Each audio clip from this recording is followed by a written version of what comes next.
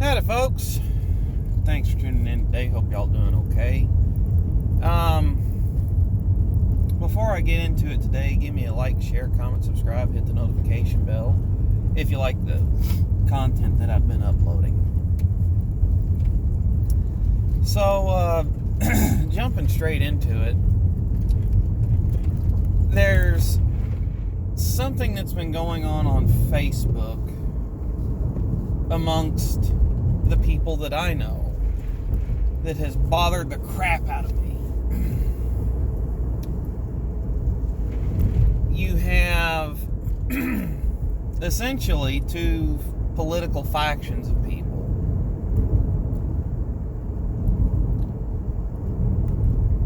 that saw the certification of the vote on January 6th as bad for the country. And I don't mean like, oh, they didn't do their job, they should have known better than to certify the vote for Biden. No, not like that. It's just they see it as a certifying a fraudulent election, and that there was a fraud perpetrated on the American people that the Senate allowed to happen. Frankly, I think that AG Barr kind of said it with that there's fraud in every election, but the coordination that you would need in order to get to stealing a presidential election is going to be tough to pull off without getting caught.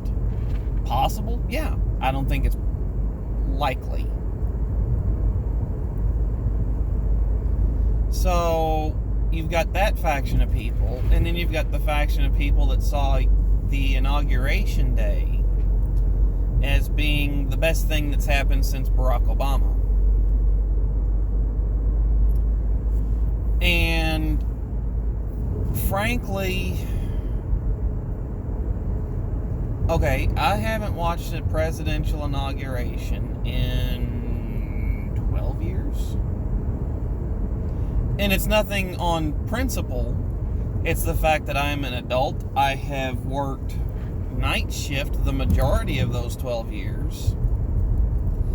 And I'm either asleep or at work when stuff like that goes on. I don't get the time to take the time out of my day to watch the inauguration, the inaugural speeches live.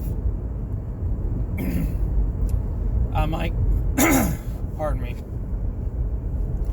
I might go back and watch them at a later point in time, but I don't get to watch all that live. And it doesn't bother me. Like I said, it's not a principal thing. I didn't watch either of Obama's inaugurations. I didn't watch Trump's, and I didn't get to watch Biden's.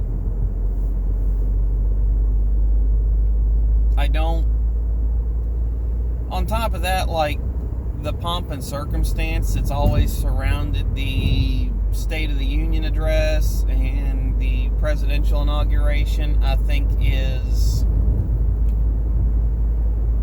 slightly silly. They're not a monarch, and I think that when you do stuff like that, you begin to treat them as such.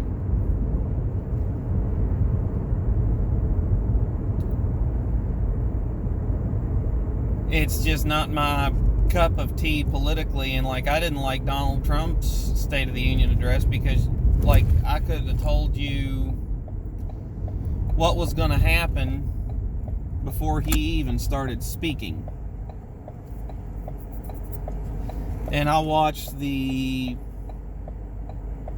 let's just call it the highlights of it, and I was right. So I'm not a fan.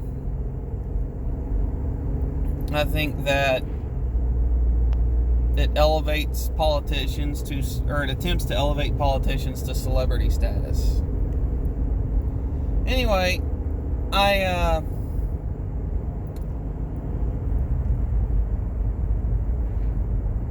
So in this video, one of the things I wanted to do is I wanted to kind of discuss two things. My hopes and my expectations for must have slept with my mouth open last night. My hopes and then my expectations for a Biden presidency. I hope that he will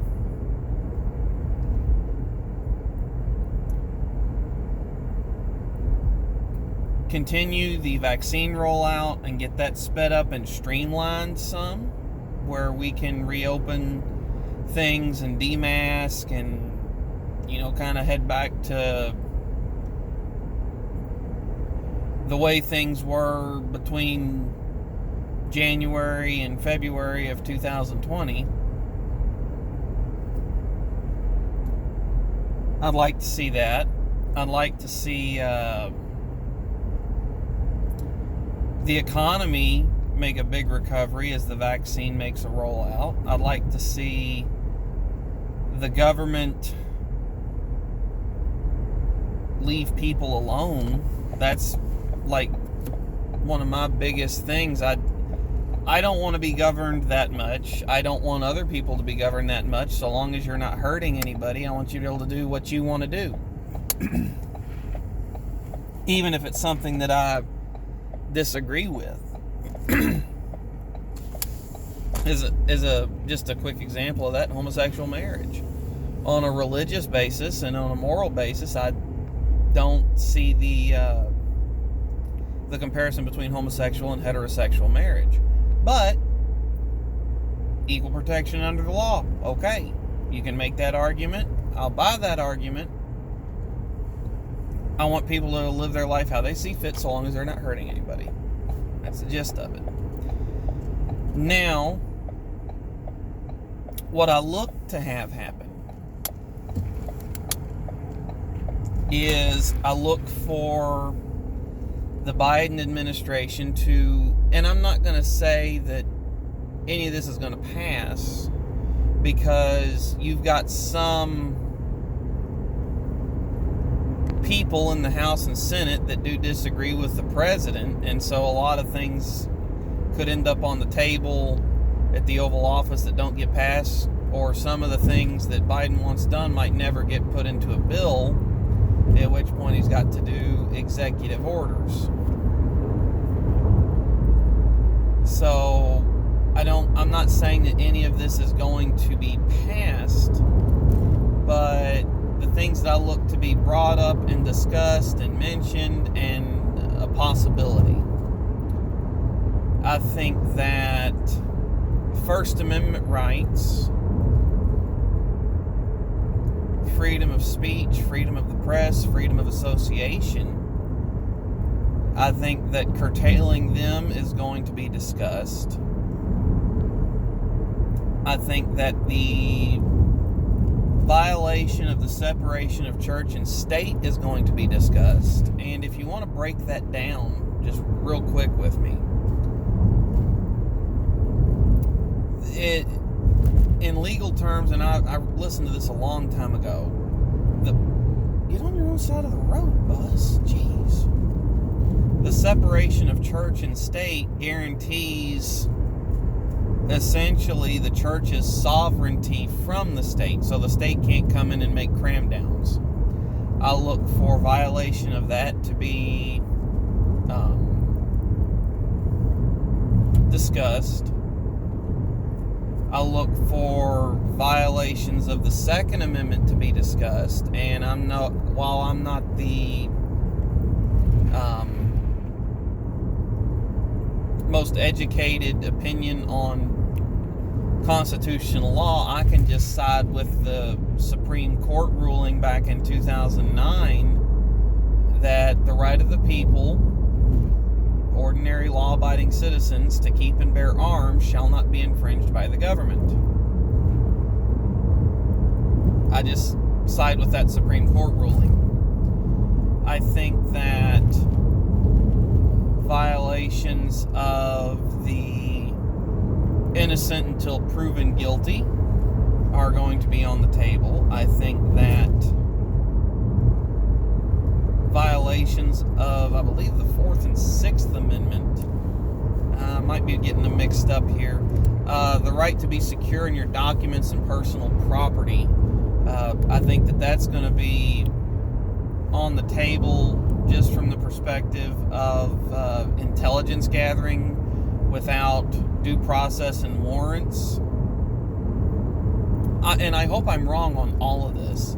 If Joe Biden decided to sit in the Oval Office every day and never do anything except for,